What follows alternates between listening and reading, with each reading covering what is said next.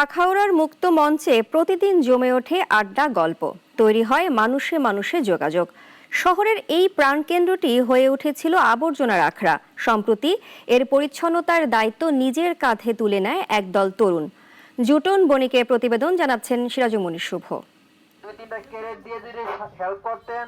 আখাউড়া পৌর শহরে মুক্ত মঞ্চ, রাজনীতিবিদ থেকে শুরু করে সাধারণ মানুষের প্রতিদিনের গন্তব্য। বিকেল গড়িয়ে রাত পর্যন্ত চলে আড্ডা, কিন্তু সময়ের সঙ্গে সঙ্গে এই আড্ডাস্থলই হয়ে উঠেছিল ময়লার ভাগাড়। নাক চেপেও বসা যেত না। গেল শনিবার সকালে মুক্তমঞ্চে হাজির হয় বিডি ক্লিনের অর্ধশতাধিক স্বেচ্ছাসেবক। হাতে গ্লাভস, মুখে মাস্ক আর চোখে পরিচ্ছন্ন শহরের স্বপ্ন। সকাল 10টা থেকে দুপুর 1টা, 3 ঘন্টার টানা পরিশ্রমে মুক্তমঞ্চ ফিরে পায় তার হারানো সৌন্দর্য। ধুয়ে মুছে চকচকে করে তোলা হয় সামনের পথ।